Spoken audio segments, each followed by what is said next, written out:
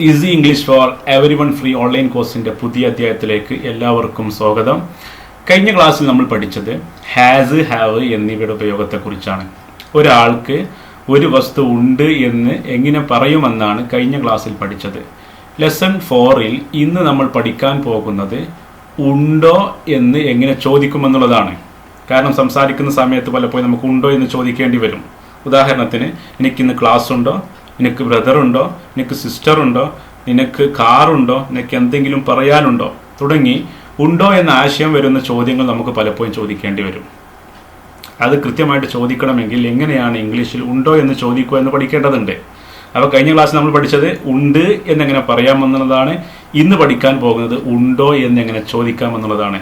കഴിഞ്ഞ ലെസൺ കേട്ടിട്ടില്ലാത്തവർ നിർബന്ധമായിട്ടും കേൾക്കേണ്ടതുണ്ട്. കാരണം അതിൻ്റെ ബാക്കിയാണിത്. അത് മനസ്സിലായാൽ മാത്രമേ ഈ ലെസണും കൃത്യമായിട്ട് മനസ്സിലാവുകയുള്ളൂ. നമുക്ക് ക്ലാസ്സിലേക്ക് കടക്കാം. ഉണ്ടോ. ഇവിടെ ഈ നിയമം വളരെ കൃത്യമായിട്ട് ശ്രദ്ധിക്കണം. സബ്ജക്റ്റ് ഏകവചനമാണെങ്കിൽ സബ്ജക്റ്റിൻ്റെ മുമ്പിൽ ഡസും സബ്ജക്റ്റിൻ്റെ ശേഷമുള്ള ഹാസിൻ്റെ സ്ഥാനത്ത് ഹാവും ചേർക്കുക. രണ്ട് നിയമങ്ങളാണ് പഠിച്ചത്. ഉദാഹരണം നോക്കുമ്പോൾ കൃത്യമായിട്ട് മനസ്സിലാകും. ആദ്യം, he has A car. He has A car. അവനൊരു കാറുണ്ട്. ആദ്യം ആർക്കാണോ കാർ ഉള്ളത് അത് ആദ്യം പറയണം. അത് നമ്മൾ സബ്ജക്റ്റ് എന്ന് പറയും. അത് ഏകവചനമാണെങ്കിൽ ഒരാളാണെങ്കിൽ ഹാസ് ചേർക്കും. ഈ സബ്ജക്റ്റ് ഒന്നിലധികം ആളുകളുണ്ടെങ്കിൽ ഹാവ് ചേർക്കും. പിന്നെ എന്താണുള്ളത് എന്ന് പറയും. ഇവിടെ കാറാണുള്ളത്, അതുകൊണ്ട് കാറ് പറഞ്ഞു. ആദ്യം ആർക്കാണുള്ളത് എന്ന് പറയണം, അതിനെ സബ്ജക്റ്റ് എന്ന് പറയും. അത് ഒരാളാണെങ്കിൽ നമ്മൾ ഹാസ് ചേർക്കും, ഒന്നിലധികം ആളുകളാണെങ്കിൽ ഹാവ് ചേർക്കും. പിന്നെ എന്താണുള്ളത് എന്ന് പറയും. അപ്പോൾ ഹീ ഹാസ് എ കാർ. അവനൊരു കാറുണ്ട്. ഇനി അവനൊരു കാറുണ്ടോ എന്നെങ്ങനെ ചോദിക്കാം? അതിന് രണ്ട് നിയമങ്ങളാണുള്ളത്. ഒന്നാമത്തെ നിയമം, സബ്ജക്റ്റ് ഏകവചനമാണെങ്കിൽ സബ്ജക്റ്റിന് മുമ്പിൽ ഡസ് ചേർക്കണം. അപ്പോൾ സബ്ജക്റ്റ് ഇവിടെ ഹീ ആണ്. ഹീ എന്ന് പറഞ്ഞാൽ അവൻ, അവൻ എന്ന് പറഞ്ഞാൽ ഒരാളാണ്, അഥവാ ഏകവചനമാണ്. അപ്പോൾ അതിൻ്റെ മുമ്പിൽ ഡസ് ചേർക്കണം. ഇവിടെ ഡസ് ചേർത്തോ? ഹീൻ്റെ മുമ്പിൽ ഡസ് ചേർത്തു. രണ്ടാമത്തെ നിയമം, സബ്ജക്റ്റിൻ്റെ ശേഷമുള്ള ഹാസിൻ്റെ സ്ഥാനത്ത് ഹാവും ചേർക്കണം. ഇവിടെ ഹീക്ക് ശേഷം ഒരു ഹാസ് ഉണ്ടല്ലോ, ഹാസിൻ്റെ സ്ഥാനത്ത് ഹാവ് ചേർക്കുക. ഇതാ നമ്മൾ ഹാവ് ചേർത്തോ? വളരെ സിമ്പിളാണ്.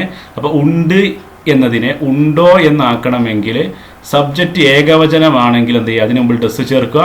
സബ്ജക്റ്റിൻ്റെ ശേഷം വരുന്ന ഹാസിനെ ഹാവ് ആക്കി മാറ്റുക. ഇതാ, does he have A car. അവനൊരു കാറുണ്ടോ?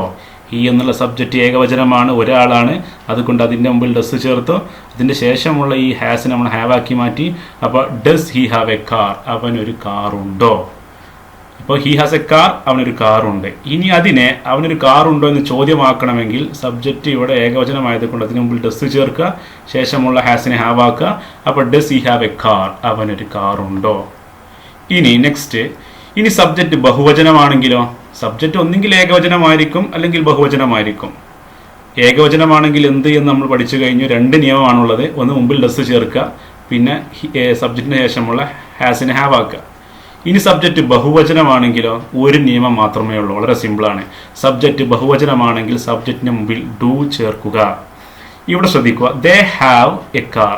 അവർക്ക് ഒരു കാറുണ്ട്. ദേ എന്നുള്ളത് അവര്, അപ്പോൾ ഒരുപാട് ആളുകളുണ്ട്. അപ്പോൾ അത് ബഹുവചനമാണ്. ഇനി അവർക്കൊരു കാറുണ്ടോ എന്ന് ചോദിക്കണമെങ്കിൽ ഈ ദേ എന്ന സബ്ജക്റ്റിൻ്റെ മുമ്പിൽ സബ്ജക്റ്റിൻ്റെ മുമ്പിൽ ഡു ചേർക്കുക. ഈ സബ്ജക്റ്റിന് മുമ്പിൽ ഡു ചേർത്താൽ മതി. അതുകൊണ്ട് do they have A car. അവർക്ക് ഒരു കാറുണ്ടോ? അപ്പോൾ ദേ ഹാവ് എ കാർ, അവർക്കൊരു കാറുണ്ട്.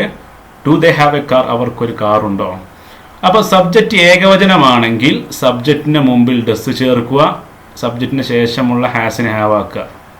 സബ്ജക്റ്റ് ബഹുവചനമാണെങ്കിലോ സിമ്പിളാണ്. സബ്ജക്റ്റിൻ്റെ മുമ്പിൽ ഡു ചേർക്കുക. അപ്പോൾ do they have A car. അവർക്കൊരു കാറുണ്ടോ? ഇനി ഒരുപാട് ഉദാഹരണങ്ങൾ നോക്കുമ്പോൾ ഒന്നും കൂടി കൃത്യമായിട്ട് മനസ്സിലാവും. നോക്കിയോളി, ഏകവചനം ബഹുവചനം എന്ന് ഞാൻ എൻ്റെ ക്ലാസ്സിൽ പലപ്പോഴും പറയാറുണ്ട്.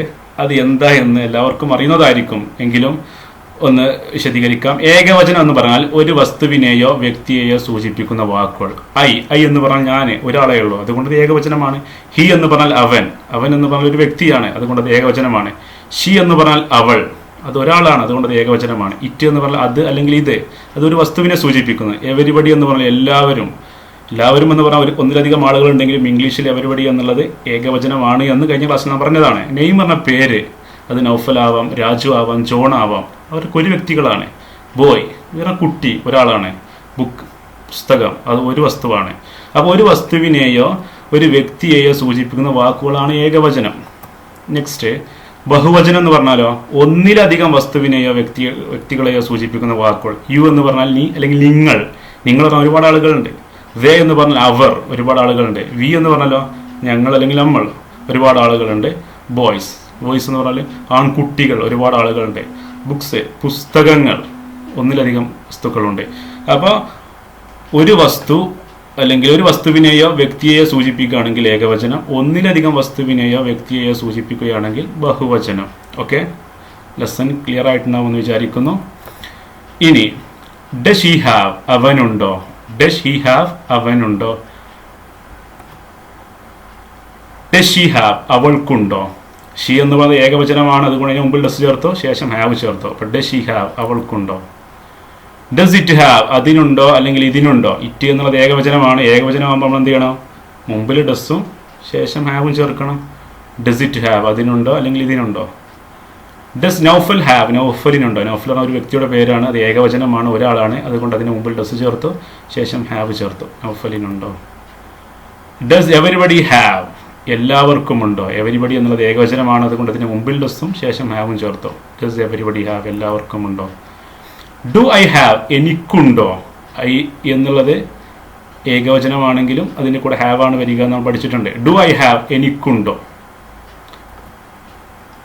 ഡു യു ഹാവ് നിനക്കുണ്ടോ അല്ലെങ്കിൽ നിങ്ങൾക്കുണ്ടോ. Do they have അവർക്കുണ്ടോ.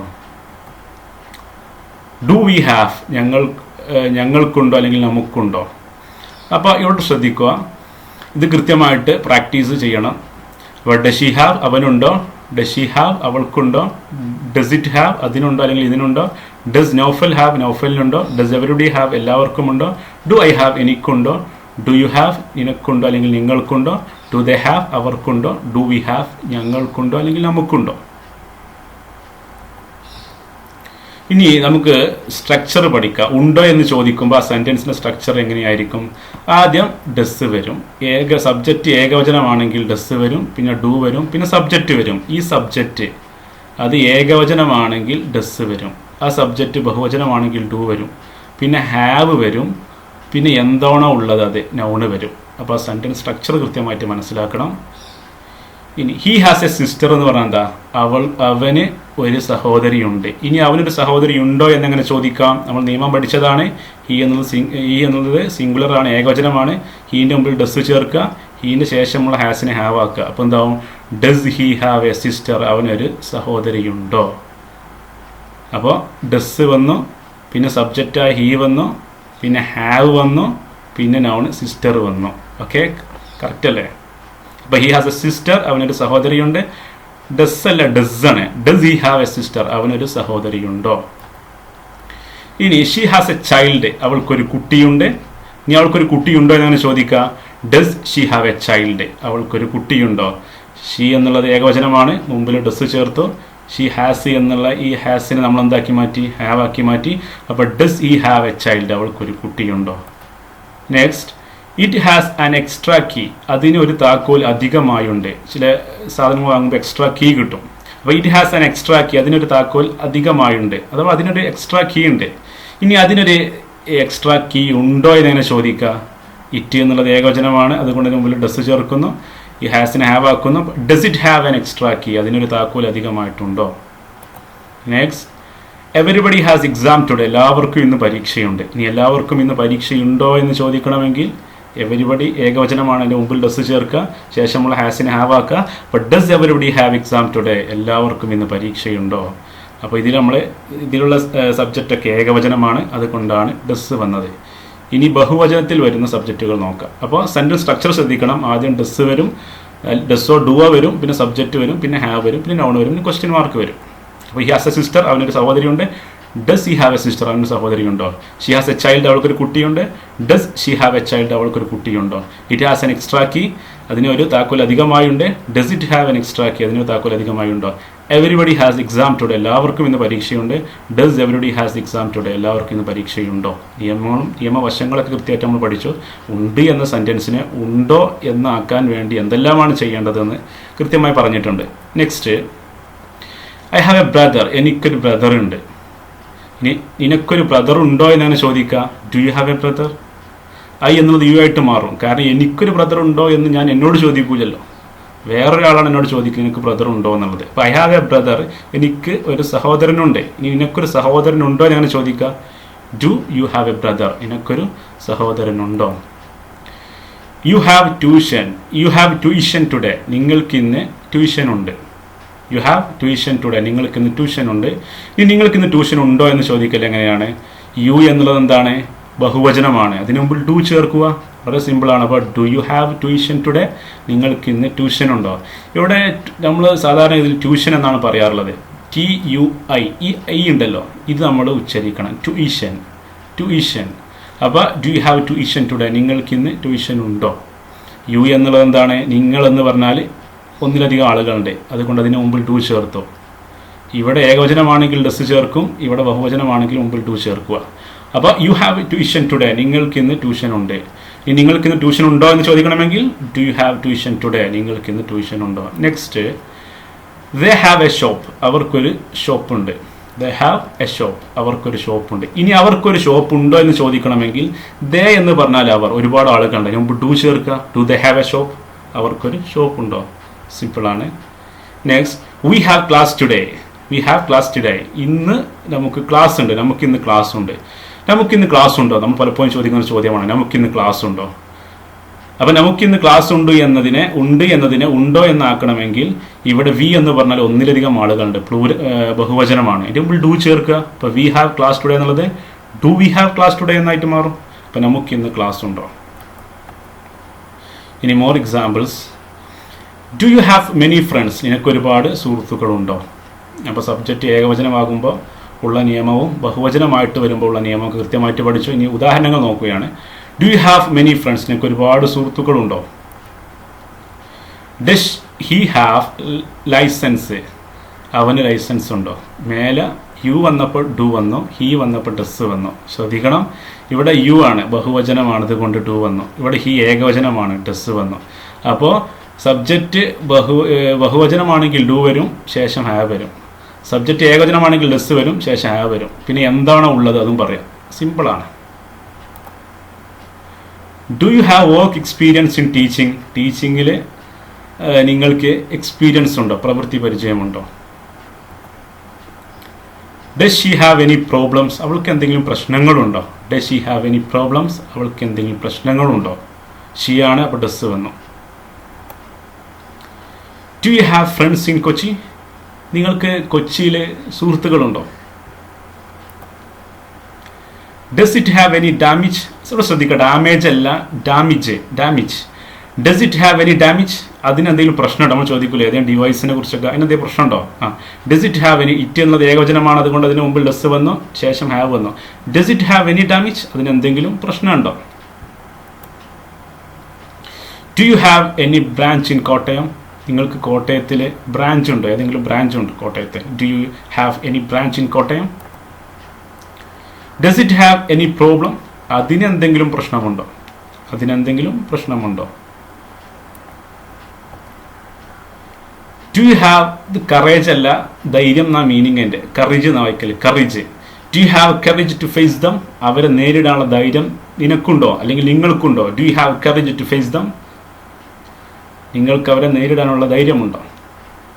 ഇതെപ്പോഴും ചോദിക്കുന്ന ചോദ്യമാണ്. Do you have change for RS 2000, 2000 രൂപയ്ക്ക് ചേഞ്ച് ഉണ്ടോ? അങ്ങനെ ചോദിക്കുക. Do you have change for RS 2000. Do you have a headache, നിനക്ക് തലവേദനയുണ്ടോ? ഒരാളിങ്ങനെ ക്ഷീണിതനായി കാണപ്പെടുന്നു, അപ്പോൾ നമ്മൾ ചോദിക്കുക. Do you have a headache, നിനക്ക് തലവേദനയുണ്ടോ? Do you have anything to say, നിനക്ക് എന്തെങ്കിലും പറയാനുണ്ടോ? Do you have anything to say, നിനക്ക് എന്തെങ്കിലും പറയാനുണ്ടോ? കഴിഞ്ഞ ക്ലാസ്സിൽ പറഞ്ഞതാണ് സേ എന്നല്ല, say. Do you have anything to say, നിനക്ക് എന്തെങ്കിലും പറയാനുണ്ടോ? Does she have exam next month, അടുത്ത മാസം അവൾക്ക് പരീക്ഷയുണ്ടോ? ഇത് മുകളിലൊക്കെ എന്താ ഡുവാ വന്നത്, ഇവിടെ ഡു വന്നു. കാരണം സബ്ജക്റ്റുകളൊക്കെ ബഹുവചനമാണ്. ഇവിടെ ഡസ് വന്നു, കാരണം സബ്ജക്റ്റ് ഏകവചനമാണ്. Does she have exam next month? അവൾക്ക് അടുത്ത മാസം പരീക്ഷയുണ്ടോ? Do you have any doubt about it? Do you have any doubt about it? നിങ്ങൾക്ക് അതിനെക്കുറിച്ച് എന്തെങ്കിലും ഡൗട്ടുണ്ടോ? Do you have any doubt about it? അതിനെക്കുറിച്ച് നിങ്ങൾക്ക് എന്തെങ്കിലും സംശയമുണ്ടോ എന്ന്. Do I have a toothpaste on my chin? എൻ്റെ താടിമേൽ ടൂത്ത് പേസ്റ്റ് ഉണ്ടോ? കാരണം ടൂത്ത് പേസ്റ്റ് നമുക്ക് കാണാൻ പറ്റില്ല, മറ്റുള്ളവരുടെ ചോദിക്കല്. Do I have toothpaste on my chin? എൻ്റെ താടിമേൽ ടൂത്ത് പേസ്റ്റ് ആയിട്ടുണ്ടോ എന്ന്. Do I have toothpaste on my chin? Do they have relatives in Malappuram? അവർക്ക് മലപ്പുറത്ത് റിലേറ്റീവ്സ് ഉണ്ടോ? Do they have relatives in Malappuram? അവർക്ക് മലപ്പുറത്ത് ബന്ധുക്കളുണ്ടോ, കുടുംബക്കാരുണ്ടോ എന്ന്. Do you have a copy of Alchemist? Alchemist എന്ന് പറഞ്ഞാൽ അറിയപ്പെട്ടൊരു നോവലാണ്. അപ്പോൾ ചോദിക്കണം, എൻ്റെ അടുത്ത് ആ നോവലുണ്ടോ? അങ്ങനെ ചോദിക്കുക. Do you have a copy of alchemist? എൻ്റെ അടുത്ത് ആൽക്കമിസ്റ്റ് എന്ന നോവലുണ്ടോ? എൻ്റെ കോപ്പി ഉണ്ടോ എന്നല്ല, പുസ്തകമുണ്ടോ എന്നർത്ഥം. Next, does he have a fever? അവന് പനിയുണ്ടോ? ഹി ആയതുകൊണ്ട് ഡസ് വന്ന്. Does he have a fever? അവനിക്ക് പനിയുണ്ടോ? Does she have mobile? അവൾക്ക് മൊബൈലുണ്ടോ? Does she have a scooter? അവൾക്ക് സ്കൂട്ടർ ഉണ്ടോ? Do you have many friends? നിനക്ക് ഒരുപാട് സുഹൃത്തുക്കളുണ്ടോ? ഡസ് നൗഫൽ ഹാവ് നൗഫൽ പറഞ്ഞ ഒരാളാണ്, ഏകവചനം, അതുകൊണ്ട് ഡസ് വന്നത്. Does Naufal have passport? നൗഫലിന് പാസ്പോർട്ട് ഉണ്ടോ? Do you have his mobile number? ഇത് നമ്മൾ പലപ്പോഴും ചോദിക്കുന്ന ഒരു ചോദ്യമാണ്. Do you have his mobile number? അവൻ്റെ ഫോൺ നമ്പർ നിൻ്റെ അടുക്കലുണ്ടോ? Do you have his mobile number? Do you have any interview this week? ഈ ആഴ്ച നിനക്ക് ഏതെങ്കിലും ഇൻ്റർവ്യൂ ഉണ്ടോ? Do you have enough confidence to speak English? നിനക്ക് ഇംഗ്ലീഷ് സംസാരിക്കാനുള്ള ഇംഗ്ലീഷ് സംസാരിക്കാൻ ആവശ്യമായ കോൺഫിഡൻസ് നിനക്കുണ്ടോ എന്ന്. നെക്സ്റ്റ് ആക്ടിവിറ്റിയാണ്. അപ്പോൾ ഇന്നത്തെ ലെസൺ നമ്മൾ പഠിച്ചത് ഉണ്ടോ എന്നെങ്ങനെ ചോദിക്കാമെന്നുള്ളതാണ്. കഴിഞ്ഞ ലെസൺ നമ്മൾ പഠിച്ചത് ഉണ്ട് എന്നെങ്ങനെ പറയാമെന്നുള്ളതാണ്. ഉണ്ടോ എന്ന് ചോദിക്കുമ്പോൾ ചോദ്യമാക്കാൻ ചില നിയമങ്ങളൊക്കെ ഉള്ളത് കൃത്യമായിട്ട് പറഞ്ഞിട്ടുണ്ട്. ഇനി ഇതുവരെ പഠിച്ച കാര്യങ്ങളെ ബേസ് ചെയ്തുകൊണ്ടുള്ള ഒരു ആക്ടിവിറ്റിയാണ് activity 4. Frame yes or no question. Yes or no questions എന്ന് നിങ്ങൾ പലപ്പോഴും കേട്ടതായിരിക്കും. യെസ് ഓർ നോ ക്വസ്റ്റ്യൻസ് എന്ന് പറഞ്ഞാൽ ഈ ചോദ്യങ്ങളുടെ പ്രത്യേകത ഒന്നെങ്കിൽ അതിൻ്റെ ആൻസർ ഒന്നെങ്കിൽ യെസ് ആയിരിക്കും അല്ലെങ്കിൽ നോ ആയിരിക്കും. ഉദാഹരണത്തിന് നിനക്ക് ഇന്ന് ക്ലാസ് ഉണ്ടോ? ഉണ്ടെങ്കിൽ നമ്മളെന്ത് പറയും? യെസ്. ഇല്ലെങ്കിലോ നോ എന്ന് പറയും. അപ്പോൾ ഞാൻ അടിയിൽ കുറച്ച് ഉദാഹരണങ്ങൾ കൊടുക്കാം, സെൻറ്റൻസുകൾ. നിങ്ങൾ അതിനെന്ത് ചെയ്യുക? യെസ് ഓർ നോ ക്വസ്റ്റ്യൻ ആക്കി മാറ്റണം. ഒന്ന്, ഐ ഹാവ് ഹിസ് അഡ്രസ്. എൻ്റെ അടുക്കൽ അദ്ദേഹത്തിൻ്റെ അഡ്രസ്സ് ഉണ്ട്. നമ്മൾ ചോദിക്കണം, നിൻ്റെ അടുക്കൽ അവൻ്റെ അഡ്രസ്സ് ഉണ്ടോ എന്നെങ്ങനെ ചോദിക്കാം? ഈ സെൻറ്റൻസ് നിങ്ങൾ ചോദ്യമാക്കി മാറ്റണം. 2, she has an Aadhaar card. അവൾക്ക് ഒരു ആധാർ കാർഡ് ഉണ്ട്. ഇനി അവൾക്ക് ആധാർ കാർഡ് ഉണ്ടോ എന്നെങ്ങനെ ചോദിക്കാം എന്നുള്ളതാണ് നിങ്ങൾ ചെയ്യേണ്ടത്. 3, we have A meeting at 10 o'clock. നമുക്ക് 10 മണിക്കൊരു മീറ്റിംഗ് ഉണ്ട്. ഇനി നമുക്ക് 10 മണിക്ക് മീറ്റിംഗ് ഉണ്ടോ എന്നാക്കണം ഈ സെൻറ്റൻസിന്. 4, ഹി ഹാസ് എ ഫ്ലാറ്റ്. അവനിക്കൊരു ഫ്ലാറ്റ് ഉണ്ട്. ഇനി അവനിക്കൊരു ഫ്ലാറ്റ് ഉണ്ടോ എന്നാക്കണം ഈ സെൻറ്റൻസിന്. അപ്പോൾ ഈ 4 സെൻറ്റൻസുകൾ നിങ്ങൾ ചോദ്യമാക്കണം, ഉണ്ടോ എന്നാക്കണം. എന്നിട്ട് കമൻറ്റ് ബോക്സിൽ ടൈപ്പ് ചെയ്യുക. അപ്പോൾ ഇന്നത്തെ ലെസൺ വളരെ പ്രധാനപ്പെട്ടതാണ്, കൃത്യമായിട്ട് മനസ്സിലാക്കണം. ഇംഗ്ലീഷിനെ സീരിയസ് ആയിട്ട് പഠിക്കാൻ ഉദ്ദേശിക്കുന്നവർ ഓരോ ലെസണും ഒരു നോട്ട് പുസ്തകവും പേനയും എടുത്ത് എഴുതി വെച്ച് പഠിച്ച് പ്രാക്ടീസ് ചെയ്ത് സംസാരത്തിൽ യൂസ് ചെയ്യണം. എങ്കിൽ മാത്രമേ മനോഹരമായിട്ട് സംസാരിക്കാനും തെറ്റുകൂടാതെ എഴുതുവാനും സാധിക്കുകയുള്ളൂ. Like and subscribe. Thank you for watching.